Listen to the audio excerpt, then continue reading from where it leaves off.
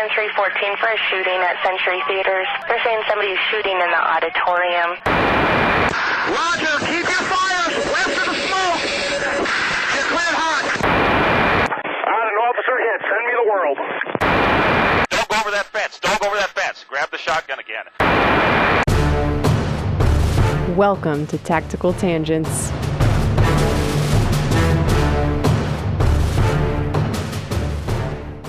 Welcome back to Tactical Tangents. This is Mike. This episode is brought to you by Devos Outdoor, your go-to source for lightweight, portable, and versatile lighting solutions built for the outdoors and beyond. Whether you need scene lighting for public safety emergencies or reliable area lighting for your campsite, Devos has you covered. Their LED lanterns offer variable outputs and color options with Bluetooth remote controls that provide a complete ecosystem of lighting in a compact and easy-to-deploy package. These lights are perfect for camping, hunting, search and rescue, crime scene processing, and nighttime operations. Devos optimizes your experience and alleviates your pain points with extra power banks, solar panels, and more. Devos Outdoor ensures that you have long-lasting portable lighting no matter where you are. Check out their lineup at Devos, DEVOS Outdoor.com or find them on Amazon. Again, that's Devos, DEVOS Outdoor.com. This episode was also brought to you by Loa Boots. Start your day off on the right foot with footwear that was designed for those who stand relentlessly in the face of adversity.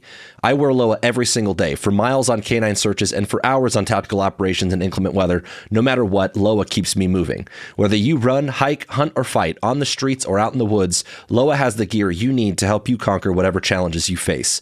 Go check out their new line of trail running shoes at Loa Boots, L-O-W-A Boots.com, and get outside for some fresh air and daylight. Loa, for those who know where they're going and won't stop until they get there. One of the funny questions anyone in public safety gets approximately all the time is, what's the craziest thing you've ever seen at work? Any cop, any firefighter, EMT, paramedic has been asked that 1,000 times. And it's always a tough question because I've, at this point, probably forgotten more of the crazy things than I remember at this point. But it's also an interesting matter of perspective. And it's one of the things that I have to filter through when I answer that question, because what might be crazy to me could be very, very different to someone who doesn't do the work that I do. Well, yeah. And also you have to filter what kind of mood you want to set with it, right? Yeah, there's crazy haha and there's crazy oh yeah, dang. Well, fuck, I wasn't looking for that, dude. Something super depressing, and it's yeah, well, you asked, and that matters. Turns out. So, relatedly, though, sometimes there's people who ask that, and when I get to know them a little bit and have the conversation, a lot of times for those people, it's much crazier to experience the things that they have experienced in a way that's personal and not just part of your job, right? It's a lot easier to detach from some of the things that we see day to day when it's just something that you do. That's part of the coping.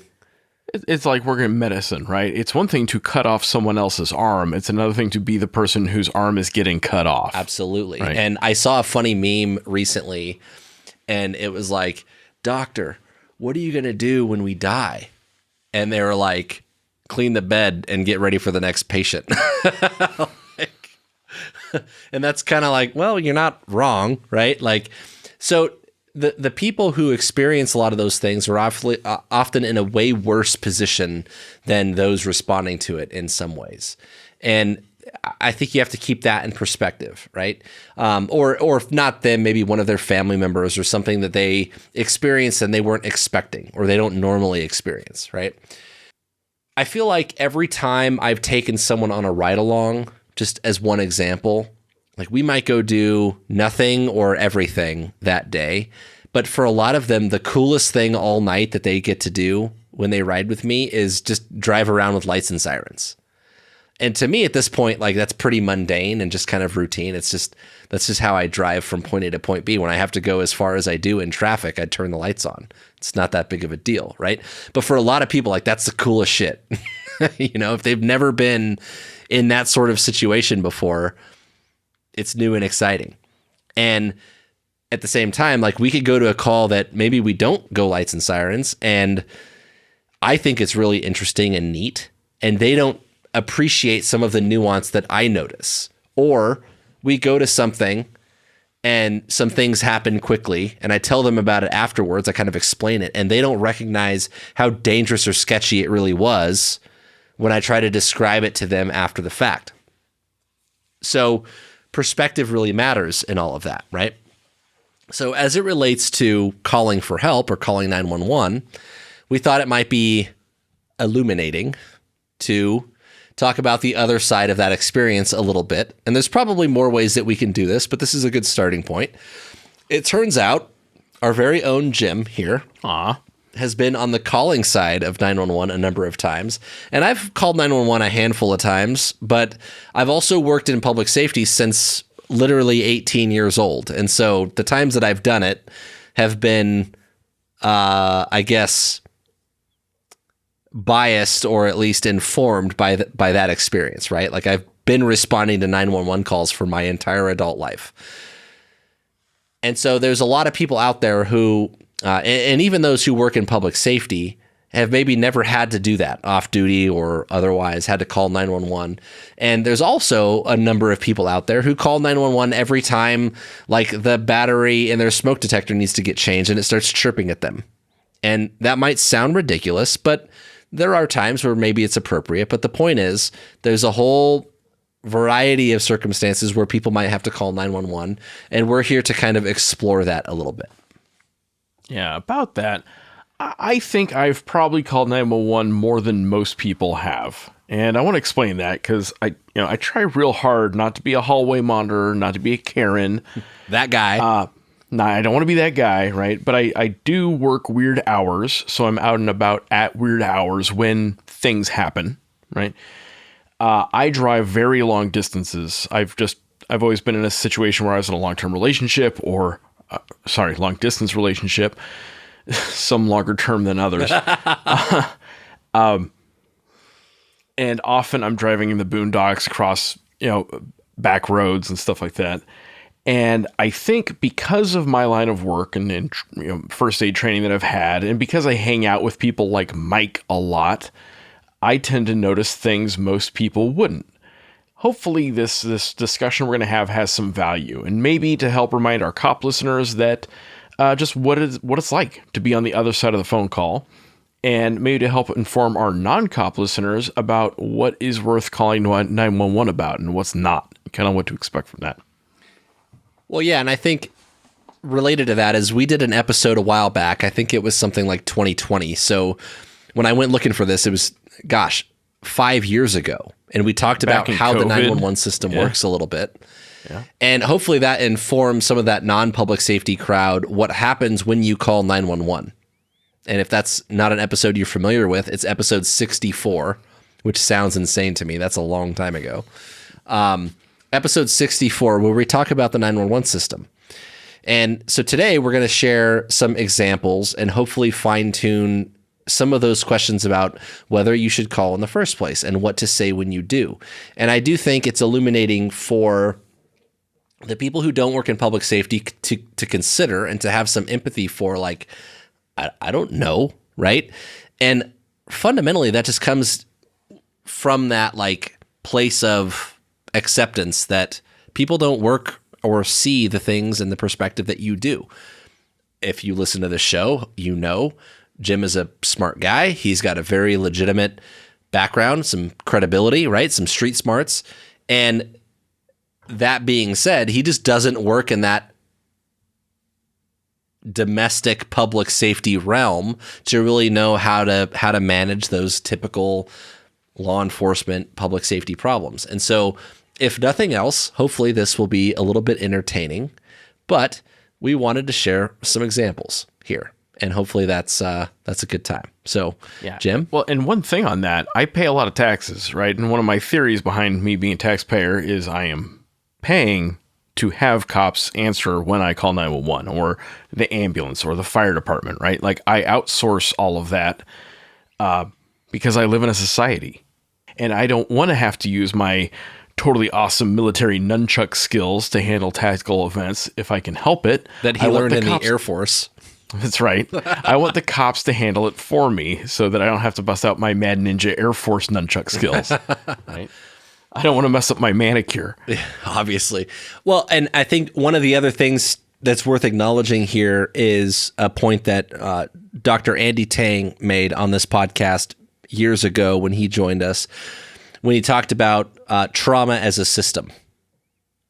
And one of the big points in all of that had to do with, the trauma system, the emergency medical system, and this is just a sliver of the example here, right? It's not just you call 911 and the paramedics show up and they take you to the trauma center. There is also that entire 911 infrastructure built into that. And that includes the cops that might show up. It includes the people who might call 911. It includes the guidance that is given to the 911 caller as to what to do about it while waiting for responders to get there. And recognizing that things like awareness, right? Like all the information campaigns that go into wear your seatbelt, don't text and drive. Those are all things that feed into trauma as a system. And so I think like when you look at calling 911 as part of that, even if you are a first responder, you can work in public safety and show up to something like this off duty. It's important to recognize that you might be a first responder 9 to 5, but that day you might not be. And so now you're feeding into it a different way. And so I think the perspective is important when it relates to like, what do you say when you get on the phone, and should you even call or not? And we're going to talk about some stuff. Like, I think there's important medical examples in some of this. Like, should you call 911 or just like throw the person in the car and drive to the ER? And we're not here to have some sort of debate about like calling an ambulance versus going to the emergency room necessarily, but it might not meet the criteria of like, hey, there's only so much I can do in the field about that. Like, really, they need a doctor. Like, you need to just call your primary and make a doctor's appointment. It might not be something that has to be resolved at 3:00 in the morning. And so I think that kind of feeds into some of this as well. For sure. So when I think about the times I've called 911, I kind of divvy them up as far as like medical kinds of things, criminal kinds of things, and like fire kinds of things. I haven't had much in the way of fires that I had to call about. I think one time there was a car that was on fire and I hit it with a fire extinguisher, and I told my mom to call 911, and I was pretty young. I was like in high school, but we did get the fire out with the fire extinguisher. So that was good. I have ended up with what I would describe as medical emergencies more than probably all the other stuff. And when I consider the theme from the times I've had to call 911 for medical stuff, a recurring theme in that is that people who are hurt often don't understand their situation. Part of that is psychological shock, different from medical shock, right? They're just in shock about the situation. And part of that is normalcy bias, like, no, I'm fine, even though they're very, very not fine. And denial, where they don't want to acknowledge that there is something wrong, right? So that has come up over and over. Probably the most graphic one that I've dealt with was, I used to work on a bombing range, and it was a very interesting experience. It wasn't very career enhancing. I was way out in the middle of nowhere, and not a very glamorous job, but a lot of neat things happened while I was out there. You make the best. And this one, Yeah. And this one time I walk into my office and there is a contractor who drove like the road graders that kept the dirt roads passable on the range. And he's standing in my office and he's got his arm stuck in the air conditioner. And I'm like, is your arm stuck in the air conditioner? Like, place to be. help me, step officer. And he's like, no, I'm good. I just, I hurt my arm. I'm like, how did you hurt your arm? And he's like, well, I was driving the road grader and, it started overheating and I started messing with the radiator cap and it sprayed me. And I'm like, what do you mean it sprayed you? And he pulls his arm out and it is scalded from his wrist to his armpit. And it's one of the nastier wounds I've ever seen was that one. And, I'm like, ooh, man, have you called 911 yet? And he's like, well, no. And I'm like, oh, have we called the range control office? There's a air traffic control tower on the range that like handles emergencies. And he's like, oh, no, I don't want to get them involved. And I'm like, okay, well, we're going to get them involved. And, I call them up at the radio and I'm like, hey, we need to, we have a medical emergency, roll the ambulance. We had an ambulance on site and they came down and he's like, nah, I don't want the gosh darn ambulance. I'll drive to the clinic. And I'm like, no, you're not. And, we go back and forth. And finally the EMTs and the paramedics were like, okay, well, we're giving you narcotics. So you're definitely not driving. We're driving you. You're taking a ride with us. And that was that. But it was just like, he was at the end of the day, he was a red-blooded American, and he didn't want to have to stop and deal with this, and he didn't want to have to fill out paperwork about the safety incident, and he didn't want to acknowledge that he was really, really hurt. But he was really, really hurt, and it took the force of several people in that situation saying, no, stop what you're doing, sit down, let the medics handle you, right? And one of the good things about whether or not to call 911 is acknowledging the risk factor, right? Because there are circumstances where it just hurts a lot. Like you could break an arm or a leg, and out in the field as a EMT or paramedic, aside from maybe some pain management, there's not a whole lot we can do for that, right? And so if you're just gritting your teeth in pain, that's one thing. But there's also something to be said about like, is there risk for making things worse? And head injuries is a good example. Like you fall and you bump your head and you're like, I think I'm okay. Maybe. And then you're bleeding in your brain and you don't realize that until it's too late, right? And so like you have a seizure while you're driving. Yeah. Right? And then like getting checked out becomes a much bigger deal, right? Jim, there was a story that you've told a number of times on this show about like one of the few times you had to give an order. And it had something to do about like a guy bleeding or something. Yeah, I in my time in the Air Force, I can only really think of maybe 2 times I've legit given an order, right? I'm in charge of you. You're going to do this thing, right?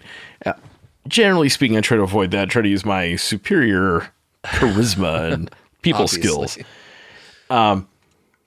But this one time, I was a youngin'. And it was Friday afternoon. I was getting ready to head out of town.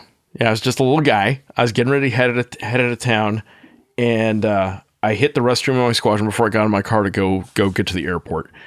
And there was a young airman, a aviation resource management troop. So like the clerks that track our hours and our training events.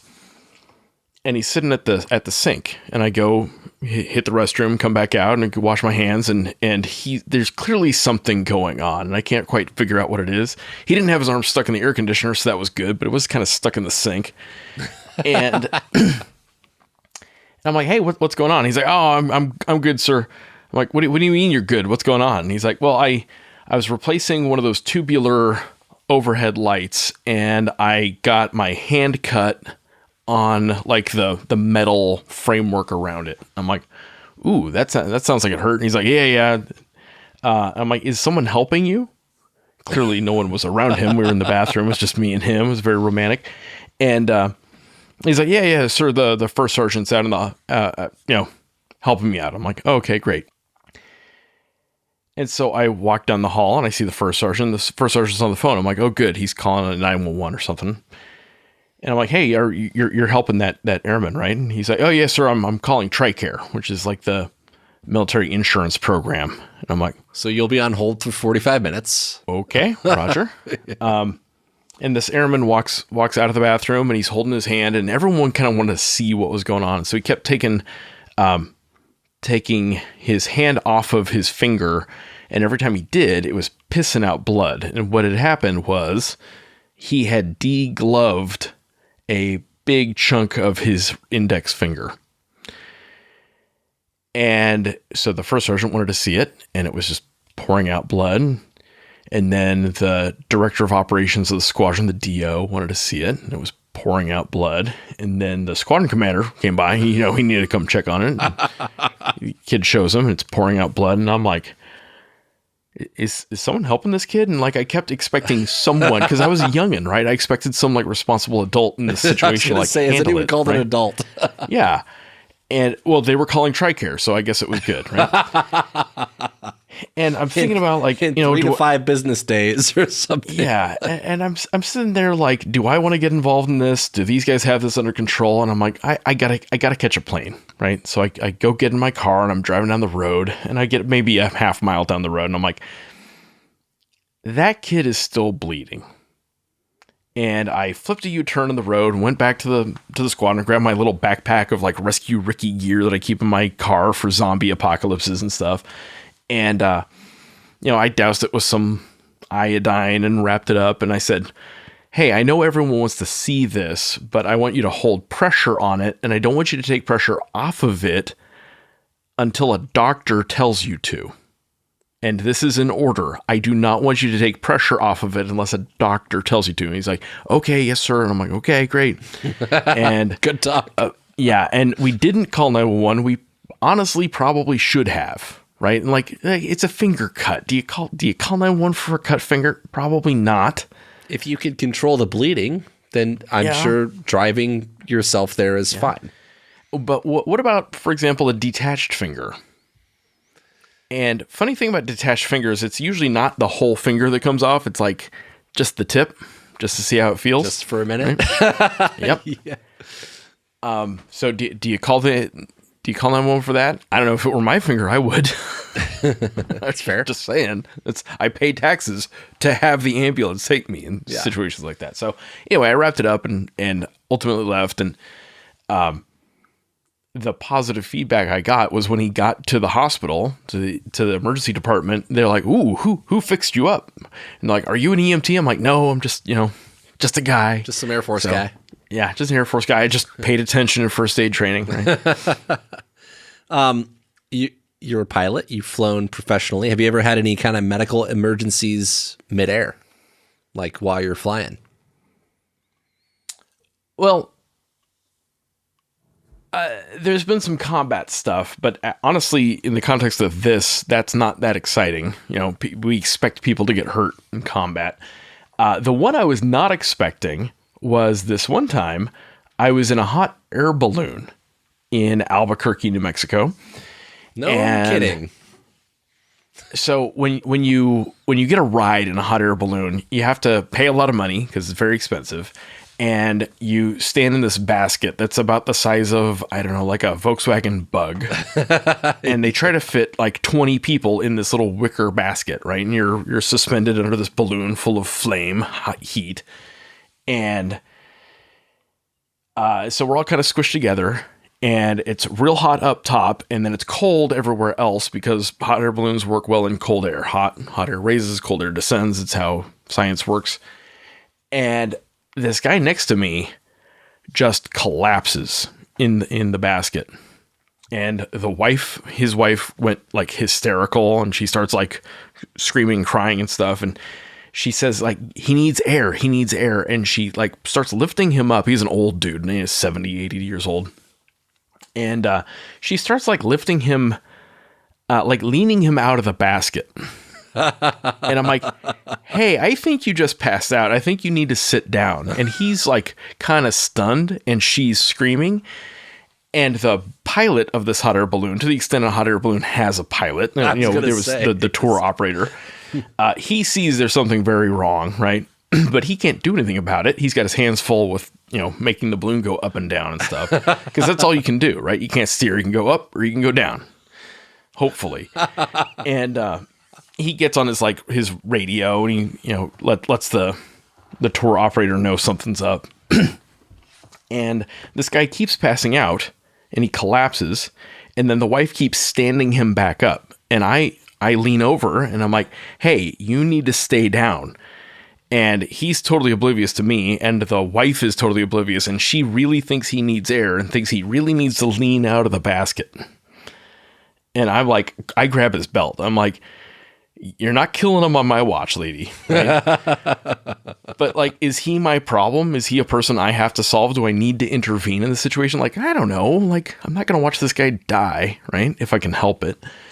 And we did an emergency landing in a neighborhood in Albuquerque, and the ambulance met us in a cul-de-sac. And that was that. And then we had champagne. It was great. So was there a 911 call associated? How did the call for help, how did that go? The hot air balloon pilot used his radio to call the tour operators who own the owners, right, on the ground. They called 911, and the ambulance ended up meeting us where we did our emergency landing. I don't know how they found that particular cul-de-sac because it wasn't real controlled, honestly. Well, what comes to mind here is like, I think about times that I've driven from California to Arizona or vice versa, and there's like a 6-7 hour trek across the desert.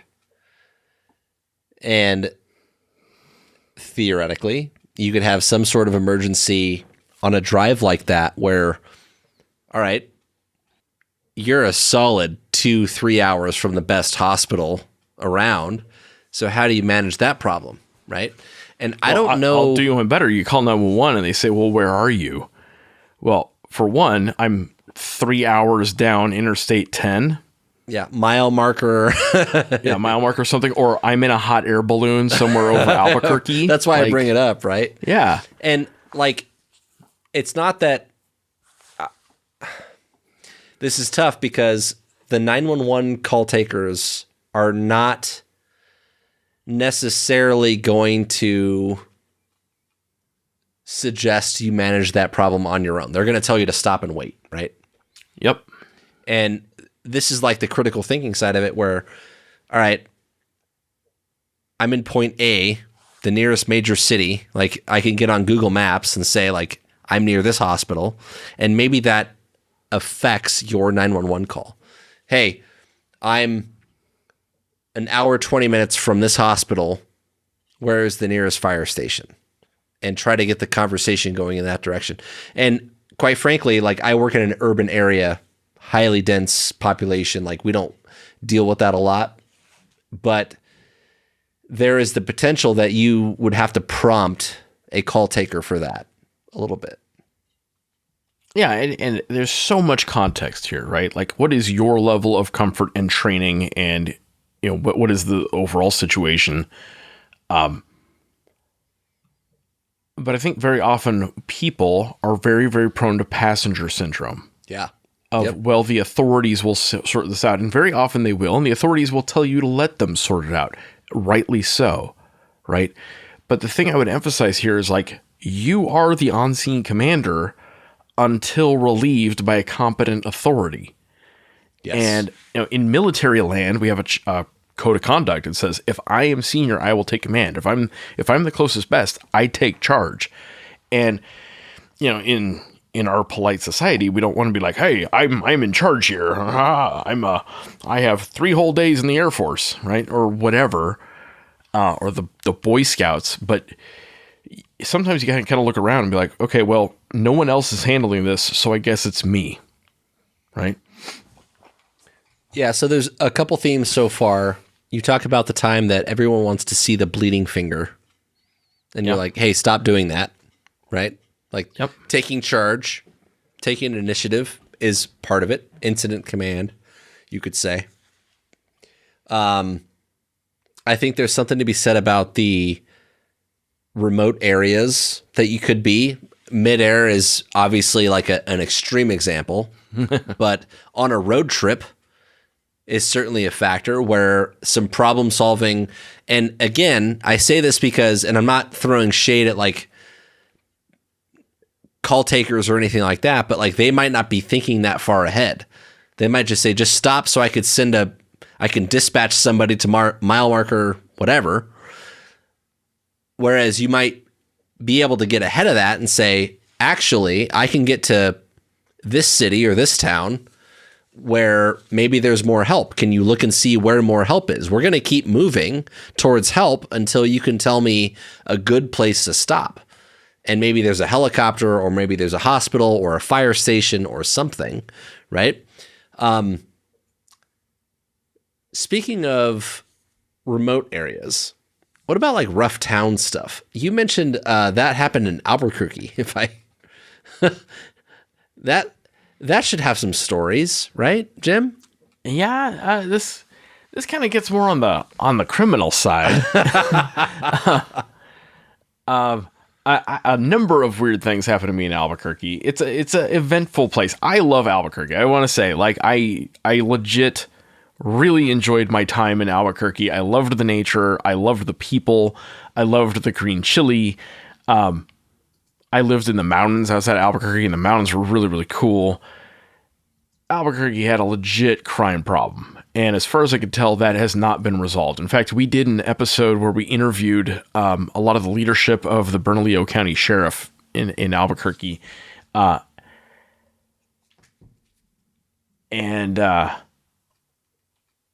Yeah, crime. Albuquerque's a thing. So that's a good area just by itself. Jim, you got any other like remote area stories?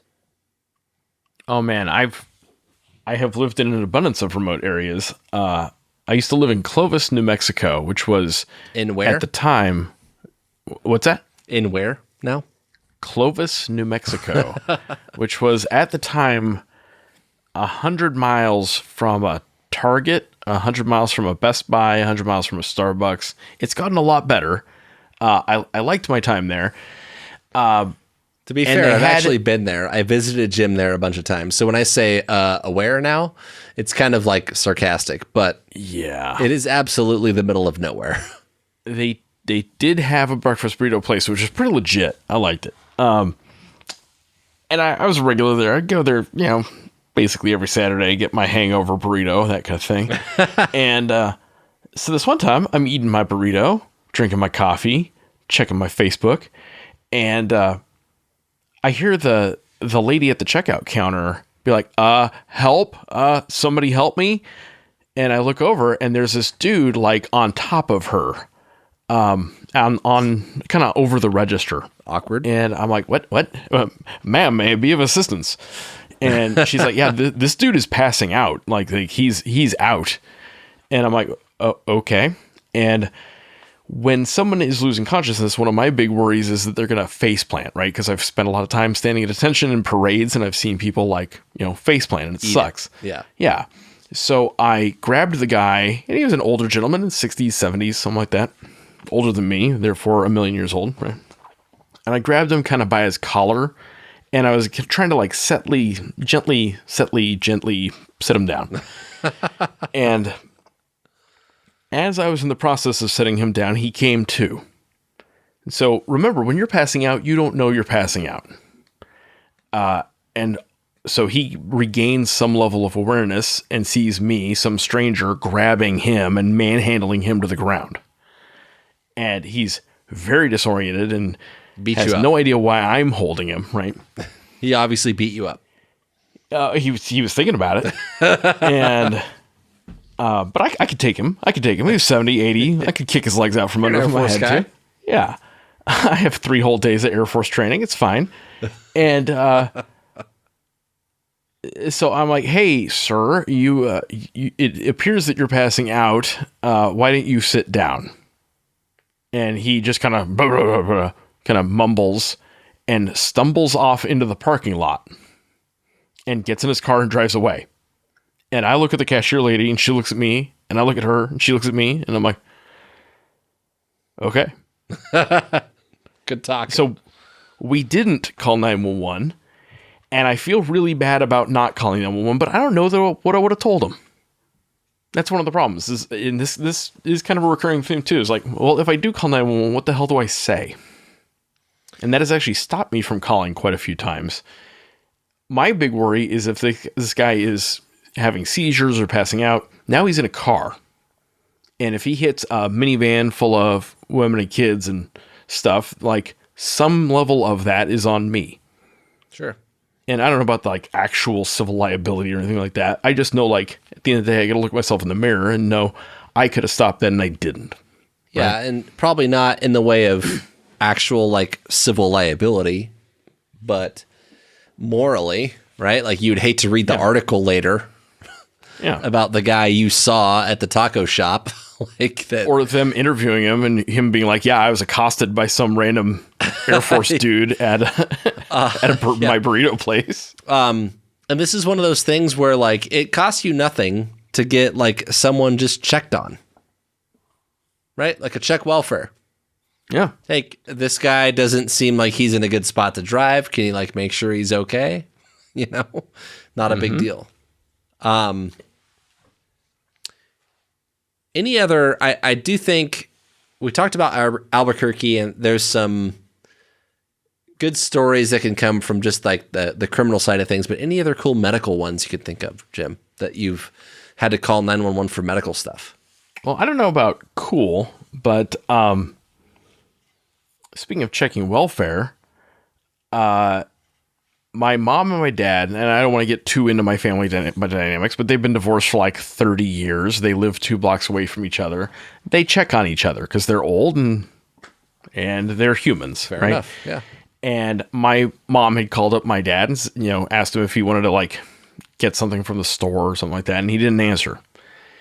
And several hours later, he also didn't answer. And that's kind of out of sorts. And so, she went to check on him. And he didn't answer the door. So then she got worried. And she doesn't have a key to his house because they're not married, right? They've been divorced for a long time. And she starts like pounding on the windows and yelling. And he yells back. Okay, well, that's a good sign. He's probably alive, so that's good if he's yelling. And she's like, "Are you okay?" And he's like, "No." And she's like, "Do you want me to call 911? And he says, "No."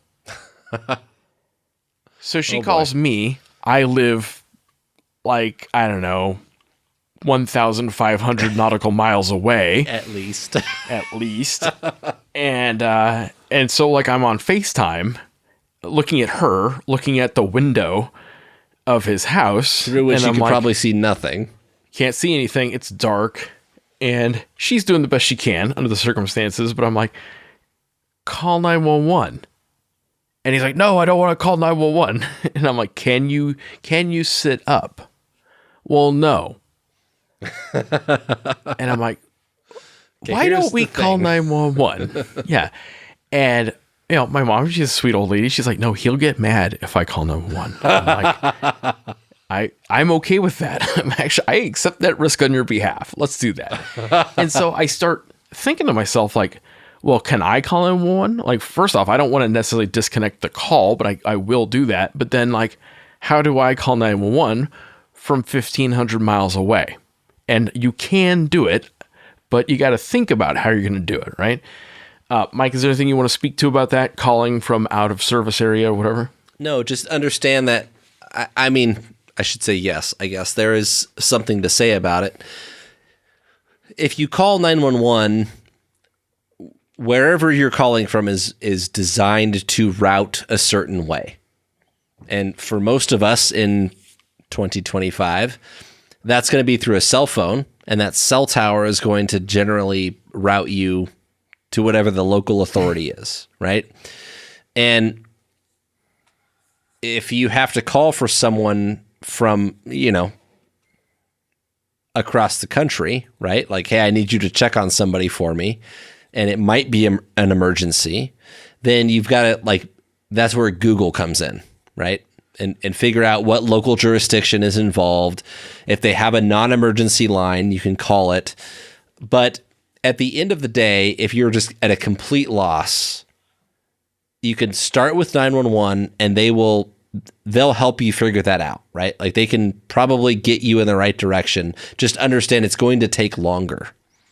And so in a situation like Jim is describing, where you have family members, especially like elderly family members with medical problems, things like that live in different areas, probably find those numbers ahead of time and just save them in your phone and have it ready, preloaded, right?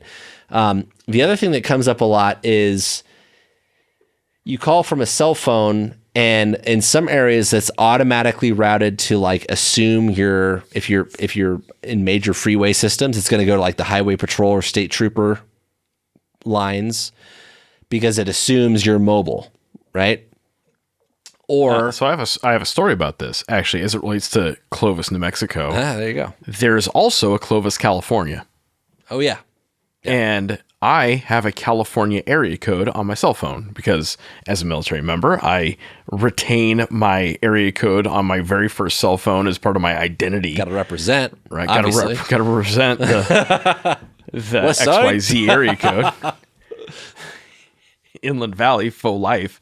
And so when I did call 911 in Clovis, New Mexico, the dispatcher, the very first question they'd ask, like, do you mean to call Clovis, New Mexico, or are you trying to call Clovis, California? So I always thought that was interesting. That happened to me at least twice calling 911 there. So to wrap up my dad's story, he had probably passed out. He lost his footing and went down. And he had been on the floor for 24-ish hours. We don't know exactly how long he'd been on the floor, but he could not get himself back up. And he couldn't get to a phone. And, I grew up watching ads for Life Alert and like, help, I've fallen, I can't get up. Like, that is a real thing. And when people hit that age, usually they don't want to admit that they need help. They need something like that. And he doesn't want to carry a cell phone because he doesn't like them, doesn't trust them. But, he didn't have a plan for anything else, right? Yeah. And then this one time in Clovis, New Mexico, I crashed a car. I have crashed several cars over the years. So I'm driving down the road one day on a dirt road. It had recently rained, and I was driving a big lifted stupid pickup truck, which I should not have been doing. My tires on one side got caught in the mud. My tires on the other side kept going, and I tried to kind of overcorrect to stay in the middle of the road. And somewhere in the process, I rolled and flipped in the car and hit my head real good and hit my shoulder real good. And I woke up. The car was right side up. I was stuck in the car. I couldn't get the door open.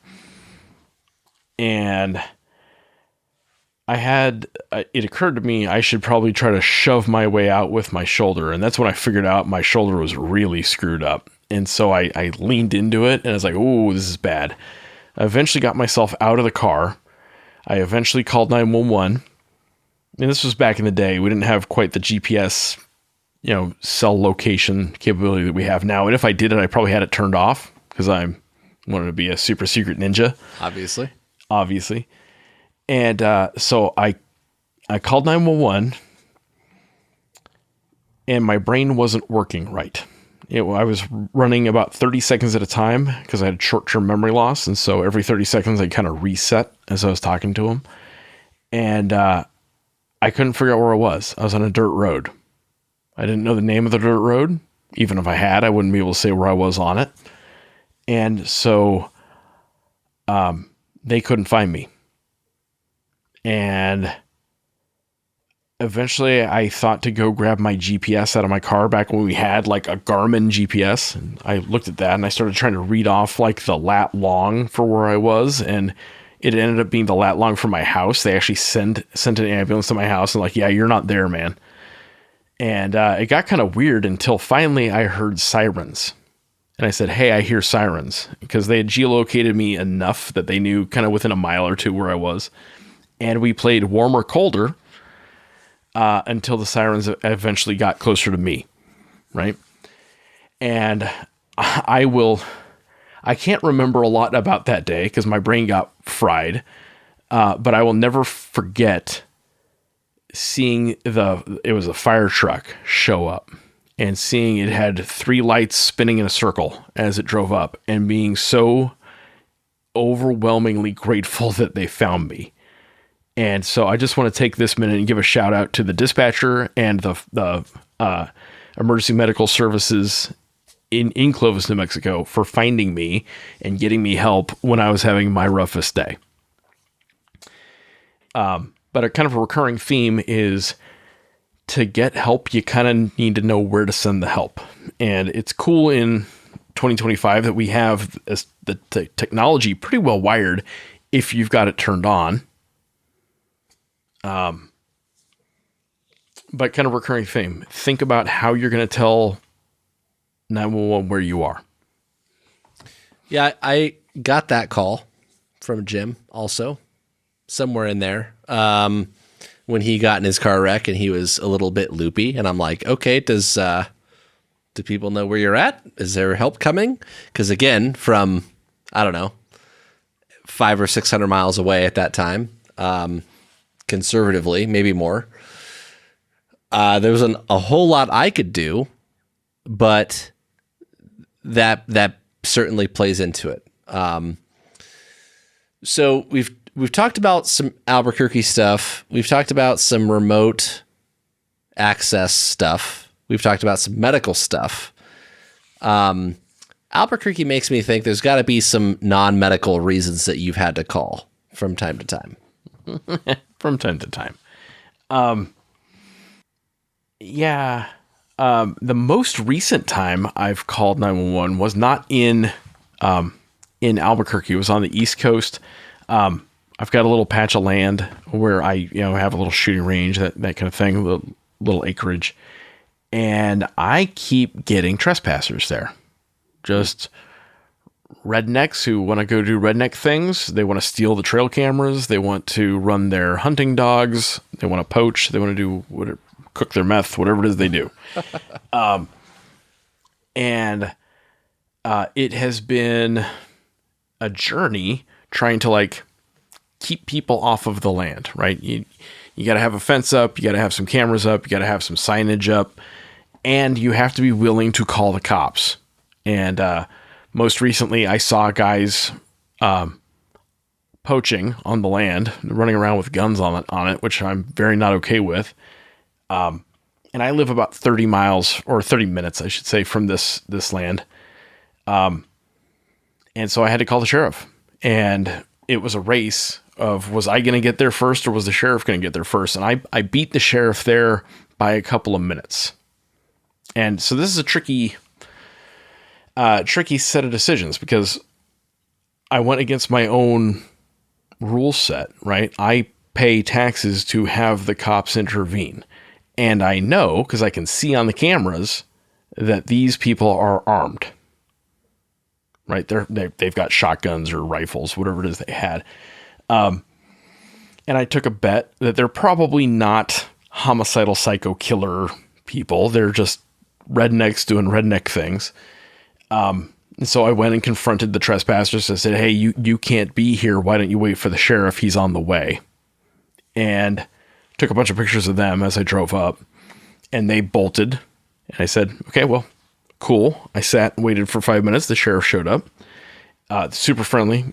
They were great help. Gave them the picture. They ran the plates. They're like, oh yeah, we're on our way to their house. So haven't seen them since. So that's a win. Got that going for you. Everywhere I've lived, I have had to deal with people going door to door and supposedly selling things.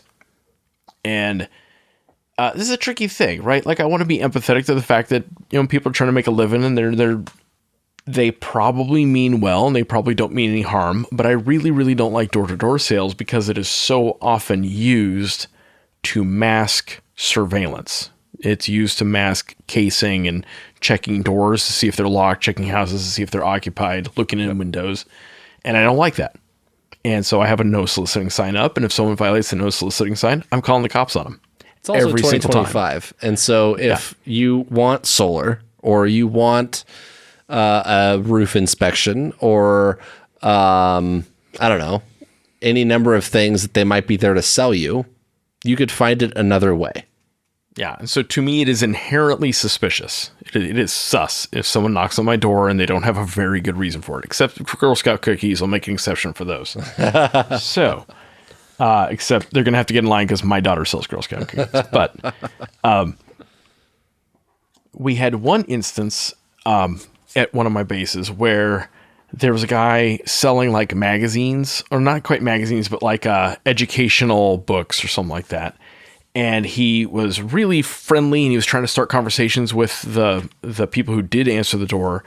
And it turned out he knew all kinds of weird details about the neighbors, and he knew the names of their kids and stuff like that. And that really freaked everybody out.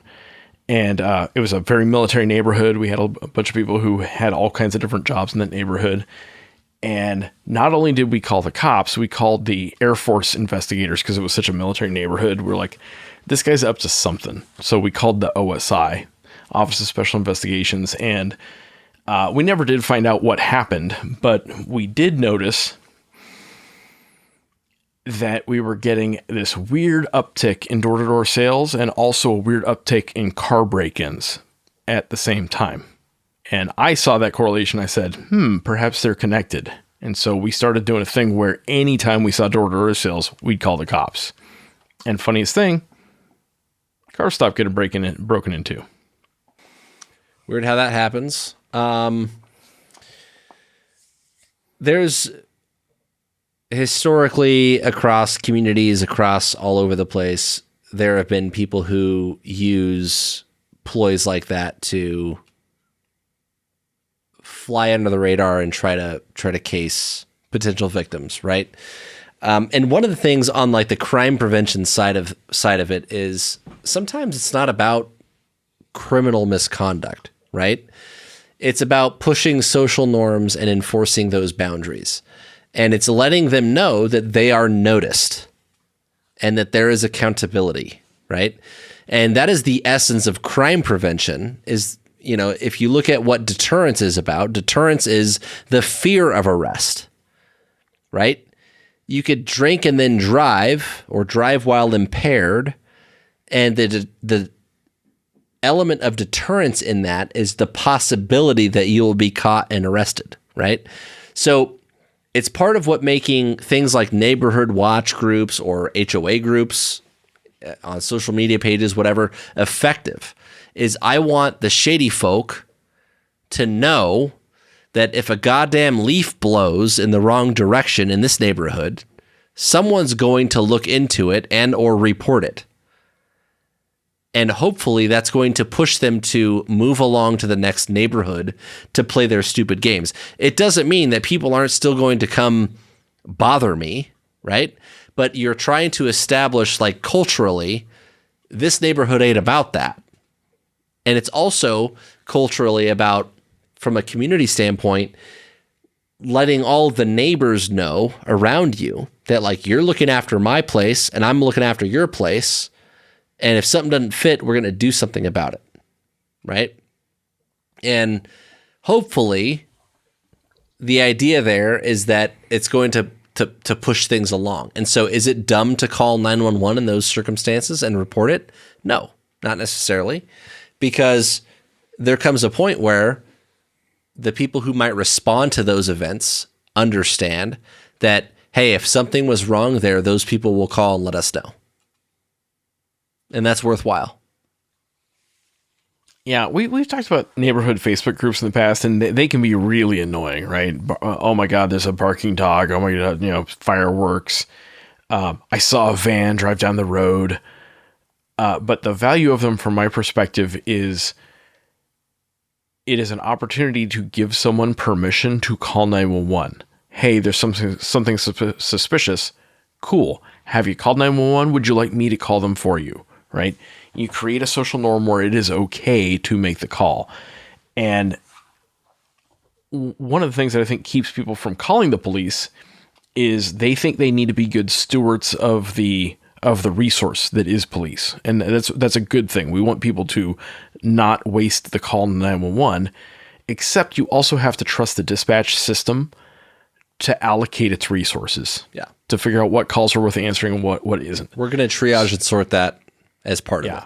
So for me, the cost of knocking on my door uninvited is you're going to get checked for warrants. That's the standard. You come into my neighborhood, you're going to get checked for warrants. You're doing suspicious behavior in 2025, right? So, Mike, you've mentioned Albuquerque. We've talked about Albuquerque a little bit. I want to tell you one of my weirder criminal 911 calls. Seems reasonable. Back in the day, Albuquerque. I drove past a bus stop in a intense part of Albuquerque. And this is back in like 2018, so pre-COVID. I watched a guy put a bandana over his face as I drove by at like a bus stop. Is that weird? But yeah, was it? I don't know. Maybe he was coughing. I don't know. So is it worth calling 911? Because I saw a guy put a bandana on his face. If that's the only information, that doesn't sound like that's worth a call, right? Well, let me give you some context. This was at the intersection of Central and Wyoming. So a rough part of a rough town. There's a context clue. A couple of months earlier, I was driving on Central, and a guy walked into the street in front of me from a bus stop, bleeding from his neck. Like you do? On that one, I kept going. I'm like, whatever he's selling, I'm not buying, right? And mostly because by the time I even processed what I was seeing, right, it takes you a couple seconds to figure out what the hell just happened. By the time I figured that out, I was pretty far away. And again, I'm not sure what I would have told the call taker, right? Hey, I'm on Central and a guy is bleeding, right? Like I wouldn't have had good information to give. But having seen that, when I saw the guy put the bandana on his face in this very high crime area, I was like, that's sus. Yeah. So someone should probably at least drive by and see whether he's, stabbing somebody, right? Well, and here's a good point on the criminal side of things, which is you have to accept that there are fragments sometimes of information, right? You might only see the guy at the bus stop with the bandana, but you didn't know that there was just a robbery at the gas station on the corner. Or in the minutes that follow, you don't know about the assault that occurs on the bus. And when they go back and they look at all the intelligence that they might have, they're able to piece those things together. And so one of the things about this is like even though it might not seem like a big deal at the time, information is still information. And you could call 911 about something like that a dozen times and never hear anything back. Because, okay, well, that means nothing to me today at this time. But you never know when there's a murder that happens, when like suddenly you've got the missing link, right? And so having that information is absolutely worthwhile. And so like Jim kind of suggested earlier, leave it to the system to sort that out, right? Because your job is not to solve the murder.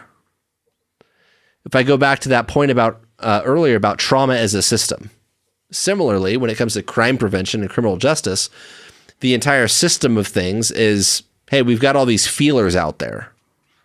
And those calls that come in, it might not mean anything today. But tomorrow, when you call in, you're like, hey, I saw this guy, right? Then it becomes, maybe you get a call back from a detective in a day or two. Hey, would you recognize that person if you saw him again before he put his mask on? Because it turns out he did something really, really bad. And if you recognize him, that might be the missing link, right? That's a big deal. So don't just be dismissive about it. Let the system work for itself. Any other, we've talked about some medical stuff. We've talked about some criminal stuff. Anything else, Jim, you got? One of my weirder ones, and I think we've actually talked about it in previous episodes, so I'm not going to deep dive it too hard, but I used to work in a big military headquarters building. That's where the important generals sit and think about things.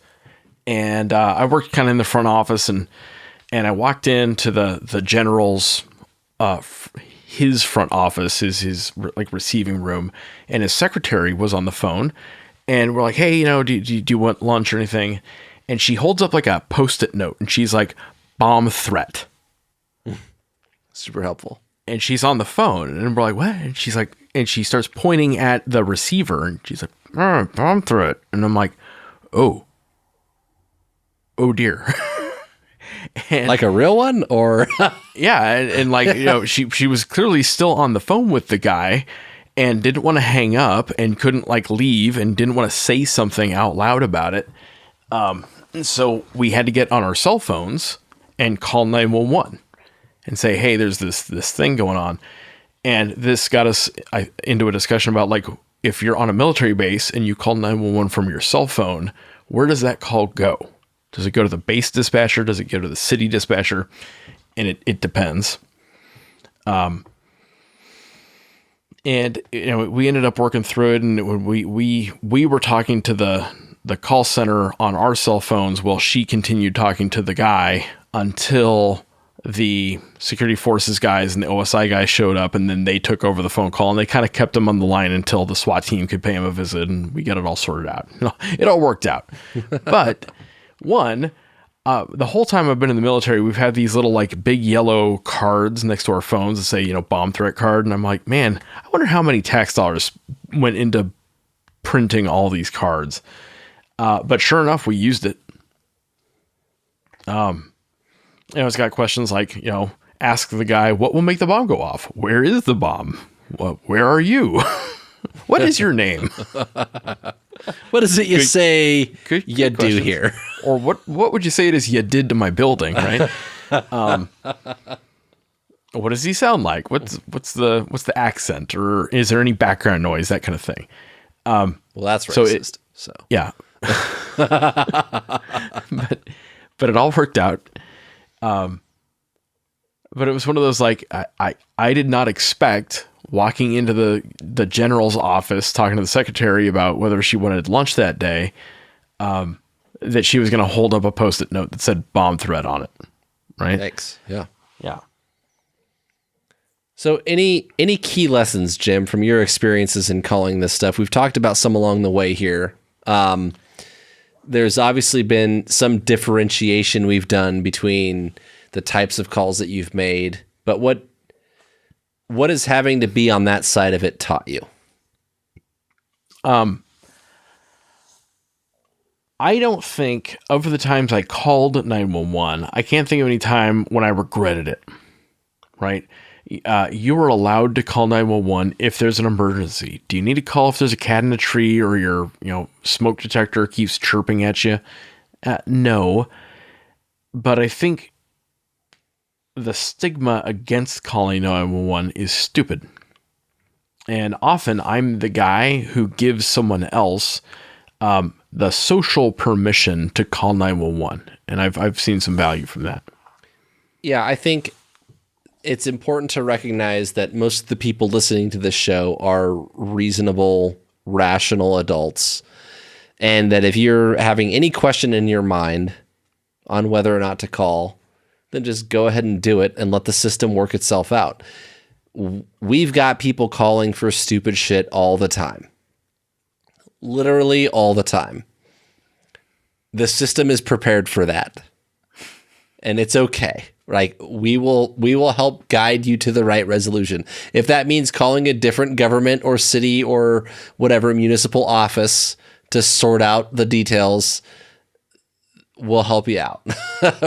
But if not, a lot of times it can handle that, right?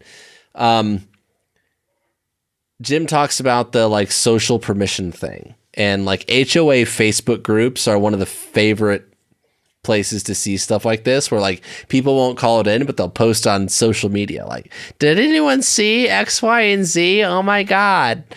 And I saw this once in a HOA Facebook group that I was in. There was like a girl that was running around and some like truck that was following her that looked suspicious. And some, Karen or whatever, like wanted to argue. And I was like, hey, just call 911. Marana PD will come talk to the guy. He was parked on the side of the road somewhere. Like, it's not a big deal. And they're like, I'm not going to call the police. That seems dumb. And I'm like, it's really not that big of a deal for the cops to cruise by. I'm like, hey man, what's up? You lost? Something I can help you with? Source, am a cop. I'm telling you, it's not that big of a deal for them to cruise by and talk to that dude. And related to that, like calling 911 if it's an emergency, like, does it have to be an emergency? I mean, yeah, kind of. By design, we want to not keep the emergency numbers clogged up by non-emergency stuff. Of course. But also, we're here to provide a public service, right? You might be best served leaving it to the professionals to triage that and to sort out those public safety needs a little bit. Don't think that just because you might not feel like it's important enough, there's a whole bunch of mental games that you could be playing with yourself that weigh into that, right? Let us sort it out. That's what we're there for. That's what we do. So, funny thing about the non-emergency number thing, I'm pretty sure every time I've called the non-emergency line, I just get routed to the 911 call center. Absolutely, yes. It's just not a priority line, is usually how it happens. So, I honestly don't know what difference it makes, but I feel less guilty about it. And that, again, if you're giving someone the social permission to call, say that, but a suggestion, don't say call the non-emergency number, say call the non-emergency number at, area code 312-555-1111 or whatever it is, right? Yeah. Give the number so that it's not just a general suggestion, right?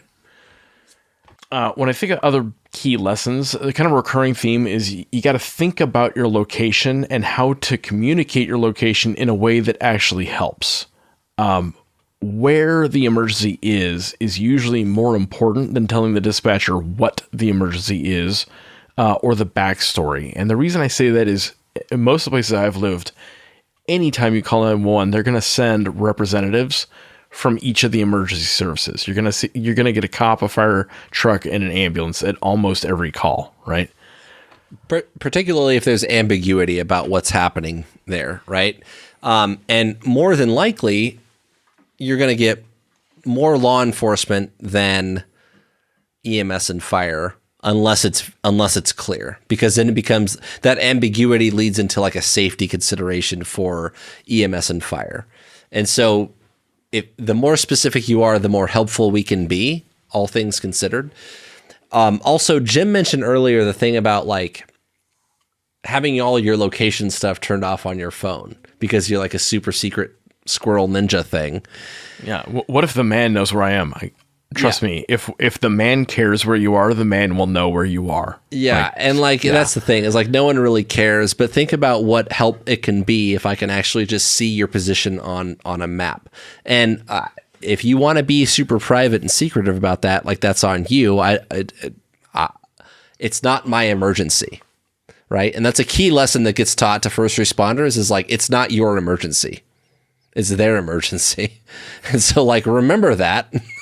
Like if you think that you're being like super secret about things, and I'm sure you have lots of secrets to keep from, I don't know, the Russians or the Chinese or whoever, but like also you're just making it harder on yourself when you actually do need help.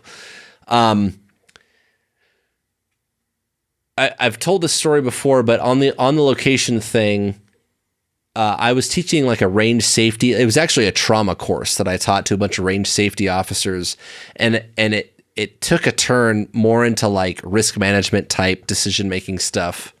To clarify, this is at a civilian shooting range, right? Yeah. Where you teach in this class, right? Okay. Right, and part of the Tag Tangents project I did at one point, and this group of range safety officers ran a range that was adjacent to, it was a private shooting range adjacent to a landfill.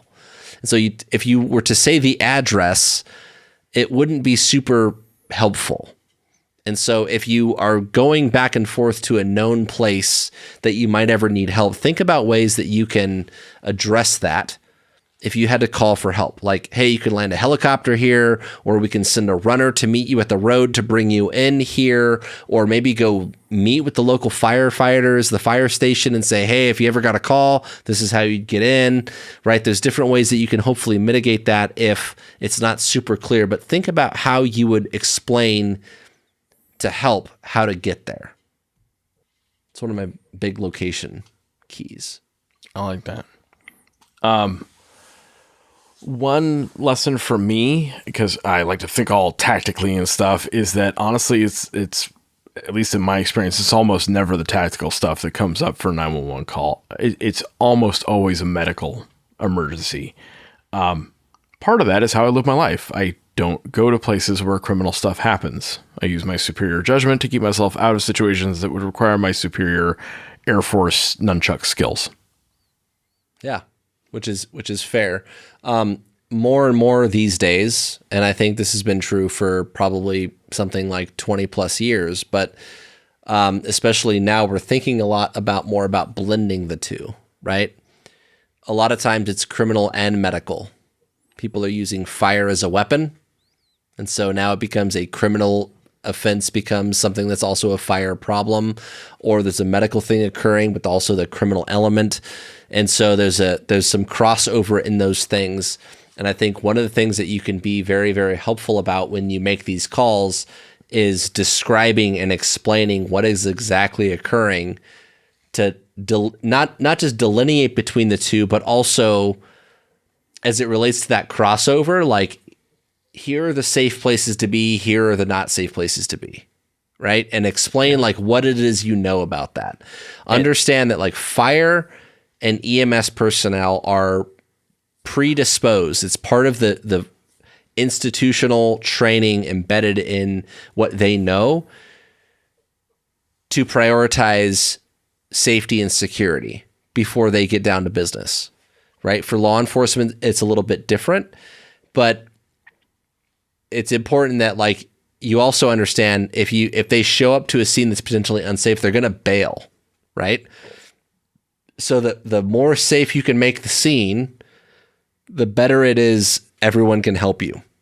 Whether that means explaining it well or evacuating the people that need help away from whatever potential danger there is, those are all little things that can help. Because a lot of times nowadays, it's not just medical or just criminal. It's a little bit of both. Yeah. As far as explaining it well, think about how like words mean things, right? So there is a fight versus there was a fight. Yeah. Or a guy got shot versus there is a guy shooting. Honestly, the tense matters. Is the situation over but in need of medical help, or is the situation ongoing and the danger ongoing? Yeah. Because that's going to drastically change how they respond to it. On the medical side, in my experience, people pass out a lot. Like they pass out. Like I've dealt with syncope, with fainting, a lot more than a lot of the other things. I've never so far, and some of this might be an age thing, I have not yet dealt with someone who has a heart attack. I have not had to do CPR or Heimlich on anyone. But I have had like 4 or 5 or 6 instances now of people losing consciousness, right? So when I think of medical issues beyond what people can handle for themselves, right? If you cut your hand, you cut your arm, you get a little burn on the stove, like, yeah, you probably don't need the ambulance for that, right? If you deglove your finger or your hand, maybe you do. If you lose a finger, maybe you do. But often, like, where I draw my line is if someone is unconscious, that I probably need an adult. I probably need some help, right? Yeah, and I think that's a big part of it is if you're unsure, like most of the time the medical emergencies are going to present themselves like something is wrong. Like this person's unconscious, they can't walk, they can't breathe, they can't, like it's going to be pretty apparent. And for the most part, short of that, like just understand there's other alternatives. Like you could throw them in a car and drive them to the emergency room. You can go to urgent care. For a lot of people, you can make like same day appointments at your doctor's office, right? But if you are ever in doubt, like the thing that's an emergency, or if there is ever a question, just call it in. And if the fire department and the ambulance get there and say, hey man, well, like your vital signs are okay. You should probably go to the hospital. Like we could give you a ride if you'd like, or if someone can drive you, that's okay too. Like oftentimes you can have that conversation and no one's mad at you about that. Like it's fine. Just call it in. If you're worried and there's any question, just call it in. So I think that's like the overarching theme in this. And again, I mean, a lot of people call 911 for a lot of stupid things. And I'm not like, I will make fun of those people till the cows come home. But I hope that most of the people listening to this are not trying to talk themselves into that rabbit hole of the normalcy bias, because I think most of our listeners are smart enough to know that, like, hey, this is just outside of my wheelhouse. Maybe he's fine, but it doesn't look right to me. And so, like Jim said, call an adult, and that's okay. I think that's about all I got. It's a good idea to have a little owie first aid kit. It's a good idea to have some kind of a trauma capability, a tourniquet. It doesn't cost very much. I haven't had to use one, but I'm glad that I have it. I'm glad that I keep it in my car. I do a lot of shooting. I've seen a lot of car wrecks. I've been in a lot of car wrecks. I maintain that you're a lot more likely to get in a car wreck than a shooting.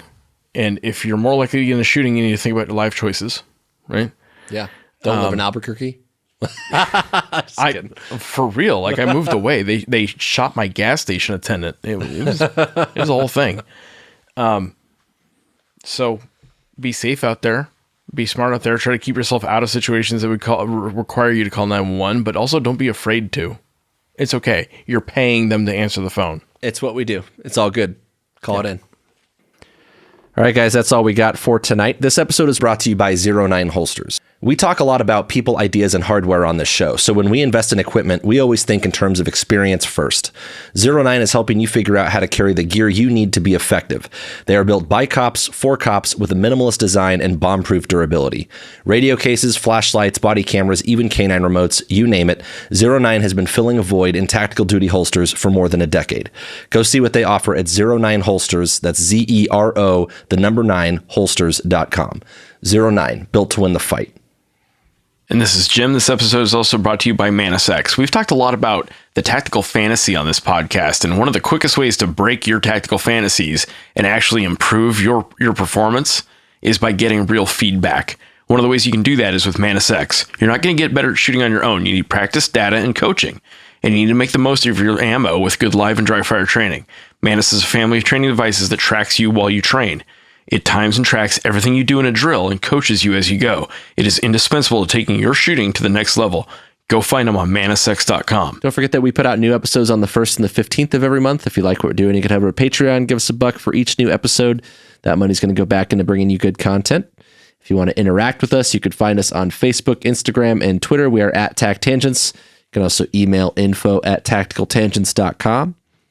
All right. That's all we got. Good talk.